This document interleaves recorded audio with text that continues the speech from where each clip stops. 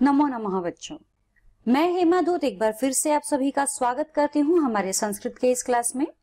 आज हम करने जा रहे हैं हमारे 8वीं कक्षा का संस्कृत विषय से व्याकरण भाग का चौथा पाठ और हमारे पाठ का नाम है शब्द रूपाणी और यह हमारा इसका तीसरा सेशन है। शब्द रूपाणी अर्थात शब्दों के भिन्न भिन्न रूप उनके विभक्ति के अनुसार, उनके वचन के अनुसार। जिस तरह से विभक्ति बदलती है उस तरह से वचन भी बदलता है। हर विभक्ति के 3 वचन रूप होते हैं, एक वचन, द्विवचन एवं बहुवचन रूप। तो शब्द के अलग अलग रूप अर्थात जो जैसे अकारांत पुल्लिंग शब्द है, अकारांत स्त्रीलिंग शब्द है, अकारांत नपुंसकलिंग शब्द है, आकारांत स्त्रीलिंग शब्द है। उसी तरह से ईकारांत शब्द हमने पिछले सेशन में किए हैं और इस सेशन में हम शुरुआत करेंगे उकारांत शब्द से।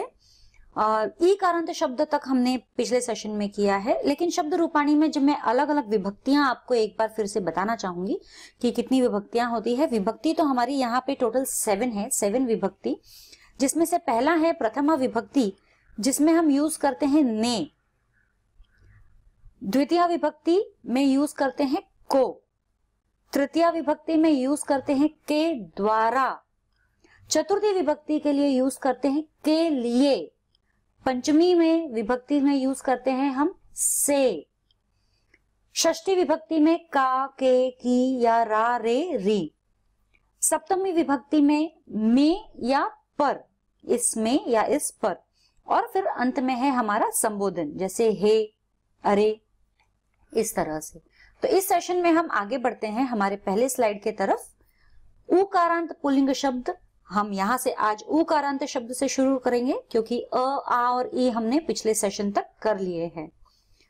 अब हम करेंगे विभक्ति एक वचन, द्विवचन, बहुवचन रूप के अनुसार उनके प्रथमा, द्वितीय, तृतीय, चतुर्थी, पंचमी, षष्ठी, सप्तमी और संबोधन और उनके तीनों वचन के रूप। तो साधु यानी ये उकारांत शब्द है, ये किस तरह से अपने रूप बदलते हैं देखते हैं। प्रथमा में आया है साधु, द्विवचन में साधु बड़े ऊ की मात्रा आ गई है। छोटे ऊ की मात्रा अगर प्रथमा में एक वचन में है तो बड़े ऊ की मात्रा वह द्विवचन में हो जाएगा और बहुवचन में आ गया है साधवः। द्वितीय में हम आते हैं साधुम, साधु, साधुन। तो मतलब साधुम जो है हमारा ये द्वितीय आया तो म आता ही है एंड में। साधुम, साधु द्विवचन सेम है प्रथमा के जैसा। और साधुन, साधुन बहुवचन में एक प्रथमा था साधवः, यहाँ है साधुन। तृतीया में आ जाते हैं साधुना, साधुभ्याम, साधुभ्यः। यहाँ पर भी साधुभ्याम, साधुभ्यः। तृतीया जो है बहुत आसान है तृतीया जानना। चतुर्थी में हम आ गए हैं साध्वे, साधुभ्याम, साधुभ्यः। पंचमी साधोः, साधुभ्याम, साधुभ्यः। षष्ठी साधोः, साधवोः, साधुनाम। सप्तमी साधौ, साधवोः, साधुषु। एंड संबोधन हे साधो, हे साधु, हे साधवः। तो इस तरह से ये हमारे 7 विभक्ति और संबोधन वचन के अनुसार ये हमारे साधु शब्द के रूप बदलते हैं। भानु, गुरु, रिपु आदि उकारांत पुल्लिंग के रूप साधु के समान ही चलते हैं। तो हमारे जो दूसरे शब्द है जो साधु के समान जो उकारांत शब्द है वे है भानु, गुरु, रिपु आदि। ये सारे उकारांत पुल्लिंग शब्द है, ये साधु के समान ही चलेंगे। अब अन्य उकारांत पुल्लिंग शब्द में आते हैं रघु, गुरु। ये रूप है साधु के समान ही चलेंगे क्योंकि ऊ शब्द आ गया है, किंतु उकारांत पुल्लिंग के समान बनते हैं। केवल तृतीया एकवचन तथा षष्ठी बहुवचन में, तृतीया एकवचन और षष्ठी में बहुवचन में न के स्थान पर ण हो जाता है। जैसे अगर हम पीछे जाते हैं वापस से, तृतीया में एक वचन ना आता है तो यहां पर तृतीया एक वचन रघु का रघुणा, णा आ जाएगा, ठीक है। और यहाँ पे षष्ठी में बहुवचन देखिए साधु नाम, ना आ रहा है, साधु नाम, तो षष्ठी बहुवचन हो जाएगा उसका रघुणा, रघुणाम। आई बात समझ में? तो एक वचन तथा षष्ठी बहुवचन में न के स्थान पर ण हो जाता है, जैसे रघुणा, रघुणाम या गुरुणा, गुरुणाम। उकारांत स्त्रीलिंग शब्द धेनु, उकारांत स्त्रीलिंग शब्द धेनु, विभक्ति एक वचन, द्विवचन, बहुवचन के अनुसार हम जाएंगे। प्रथमा धेनुः, धेनु, धेनवः। प्रथमा में धेनुः, धेनु बड़े ऊ की मात्रा आ गई, धेनवः। द्वितीया धेनुम, धेनु, धेनुः, धेनुम, धेनु, धेनुः। तृतीया धेन्वा, धेनुभ्याम, धेनुभ्यः। धेन्वा, धेनुभ्याम, धेनुभ्यः। चतुर्थी धेन्वै, धेनभ्याम, धेनुभ्यः। धेन्वे, धेनुभ्याम, धेनुभ्यः। पंचमी में धेन्वाः, धेनोः, धेनुभ्याम, धेनुभ्यः। षष्ठी में हम आ गए धेन्वाः, धेनोः, धेन्वोः, धेनुनाम। सप्तमी धेन्वाम, धेनो, ये धेन्वाम या धेनो एक वचन रूप में आ जाता है, धेन्वोः, धेनुषु। एंड संबोधन में हे धेनो, हे धेनु, हे धेनवः। ये हमारे शब्द धेनु के बन गए हैं, जो कि स्त्रीलिंग रूप आ जाते हैं। अब हम आएंगे उकारांत में नपुंसकलिंग शब्द। उकारांत नपुंसकलिंग शब्द मधु। मधु में विभक्ति एक वचन, द्विवचन, बहुवचन किस तरह से बदलते हैं? प्रथमा में एक वचन मधु, द्विवचन मधुनी, बहुवचन मधुनी। मधु, मधुनी, मधुनी, खाली ई जो बड़ी की मात्रा यहाँ छोटी की मात्रा हो गई है। द्वितीया में मधु, मधुनी, मधुनी सेम। तृतीया में मधुना, मधुभ्याम, मधुभीः, मधुना, मधुभ्याम, मधुभीः। चतुर्थी मधुने, मधुभ्याम, मधुभ्यः, मधुने, मधुभ्याम, मधुभ्यः। पंचमी मधुनः, मधुभ्याम, मधुभ्यः। षष्ठी मधुनः, मधुनोः, मधुनाम, मधुनः, मधुनोः, मधुनाम। सप्तमी मधुनी, मधुनोः, मधुषु। संबोधन हे मधु या हे मधो, हे मधुनी, हे मधुनी। देखो छोटी की मात्रा, बड़ी की मात्रा और छोटी नी की मात्रा, ये नी की मात्रा में फर्क पड़ जाता है। अब हम आते हैं हमारे, ये तो हमारा उकारांत शब्द हो गया था। अब हम आएंगे रीकारांत शब्द, जो कि पुल्लिंग शब्द है पितृ। रीकारांत में पितृ। विभक्ति एक वचन, द्विवचन, बहुवचन में समान रूप से हम चलेंगे, जैसे वैसे चलते हैं। प्रथमा में पिता, पितरौ, पितरः। पिता, पितरौ, पितरः। ये चीज आप बिल्कुल ध्यान दीजिए, इसे चाहिए तो आप दोहराइएगा, क्योंकि जब हम सेंटेंसेस यूज करेंगे तो हम पिता के ऊपर सेंटेंसेस लेने वाले हैं। तो एक वचन में क्या है, द्विवचन में क्या है, बहुवचन में क्या है, हमें हेल्पफुल रहेगा। द्वितीया में पितरम, पितरौ, पितृन।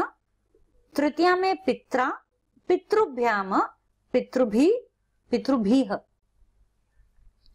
चतुर्थी हमारे आ गए हैं पित्रे, पितृभ्याम, पितृभ्यः।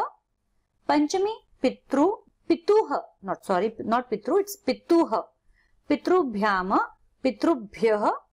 षष्ठी पितुः, पित्रौः, पितृणाम। सप्तमी पितरी, पित्रौः, पितृषु। एंड संबोधन में हे पितः, हे पितरौ, हे पितरः। तो इस तरह से ये हमारे पितृ शब्द के सारे विभक्ति के और सारे वचन के रूप हमने बना लिए हैं। समान शब्द जो इसके अंदर, जैसे पितृ है वैसे ही भातृ है, पितृ भातृ। तो ये जो शब्द है, जिस तरह से हमने पितृ के बनाए हैं वैसे ही हम भातृ के बना सकते हैं। अब कर्तृ, कर्तृ में देखिए हम कैसे बनाते हैं। त्रु, त्रु मात्रा आ रही है, रीकारांत शब्द जो र की मात्रा आती है, तो कर्तृ में हम किस तरह से शब्द बनाएंगे।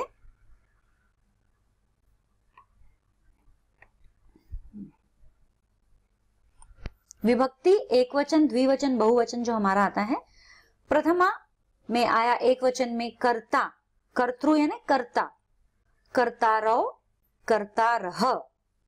द्वितीया में कर्ताराम, कर्तारौ, कर्तृन। तृतीया में कर्ता, कर्त्रा, कर्तुभ्याम, कर्तृभ्यः। चतुर्थी में कर्त्रे, कर्तृभ्याम, कर्तृभ्यः। पंचमी कर्तृ, कर्तृभ्याम, कर्तृभ्यः।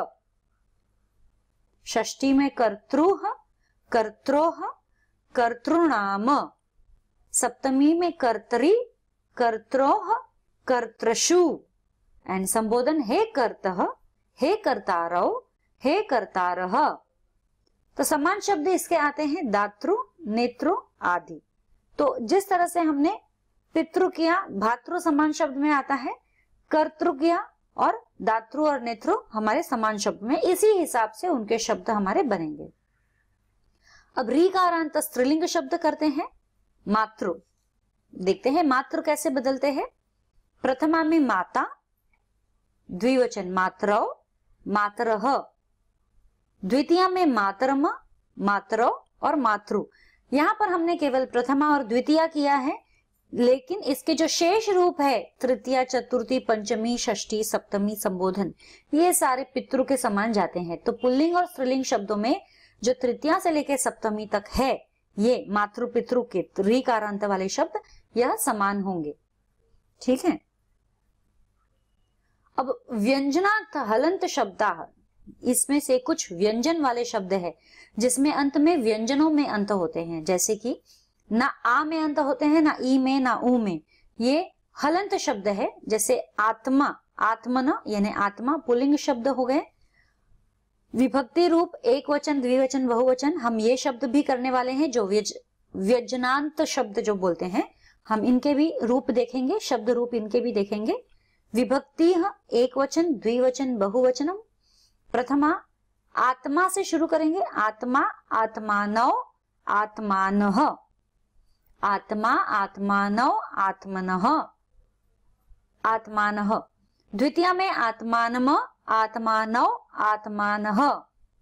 तृतीया में आत्माना, आत्मना, आत्मभ्याम और ये आत्म्यभिः, आत्म्यभिः, इस तरह से। चतुर्थी आत्मने, आत्मभ्यामः, आत्मभ्याम, आत्मभ्यः। पंचमी आत्मनः, आत्मभ्याम, आत्मभ्यः। षष्ठी आत्मनः, आत्मनोः, आत्मनाम। सप्तमी आत्मनि, आत्मनोः, आत्मसु। एंड संबोधन हे आत्मनो, हे आत्मानौ, हे आत्मानः। ये हमारे हे आत्मनः, हे आत्मानः, ये हमारे संबोधन रूप हो गए हैं। ये व्यजनांती शब्द है। अब मनस, मनस अर्थात मन, मन एक नपुंसकलिंग शब्द है। इसके भी वचन हम देख लेते हैं।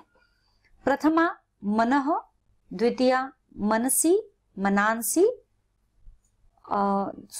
मनः, मनसी, मनांसी। द्वितीया में मनः, मनसी, मनासी। तृतीया मनसा, मनोभ्याम, मनोभिः। चतुर्थी मनसे, मनोभ्याम, मनोभ्यः। पंचमी मनसः, मनोभ्याम, मनोभ्यः। षष्ठी मनसः, मनोस्सः, मनस्साम। सप्तमी मनसी, मनसोः, मनस्सुः। संबोधन हे मनस्स, हे मनसी, हे मनोसी। ये सिमिलर रूप में हमारे वर्ड जा रहे हैं। समान शब्द में आते हैं वचसु, तपसु, रजस आदि। जैसे वचसु यानी वच, तपसु यानी तप एंड रजस यानी रज। तकारांत शब्द जिनमें अंत में त होता है, जो पुल्लिंग शब्द होते हैं भवत। प्रथमा में भवान, भवन्तौ, भवन्तः।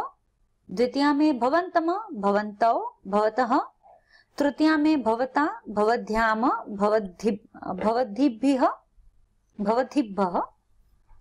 चतुर्थी में भवते, भवद्भ्याम, भवद्भ्यः। पंचमी में भवतः, भवद्भ्याम, भवद्भ्यः। षष्ठी में भवतः, भवतोः, भवताम। सप्तमी भवति, भवतः, भवत्सु। संबोधन हे भवन, हे भवंतो, हे भवंतः। So what did we learn today? बच्चों आज हमने क्या सीखा? आज हमने ऑलमोस्ट शब्द रूपाणी के सारे शब्द कर लिए हैं और बचे हुए इस सेशन में ईकारांत, ऊकारांत और अंत में व्यजन, जो व्यजनांती शब्द है, हलंत शब्द है और त शब्द वाले, तकारांत शब्द वाले, वो शब्दों के भी हमने सारे विभक्ति और वचन के अनुसार उनके रूप देखे हैं, पढ़े हैं। आज के लिए इतना ही, फिर मिलेंगे अगले सेशन में। इसके अगले सेशन में मैं आऊंगी वाक्यों को लेकर। तब तक के लिए धन्यवाद, शुभ दिन।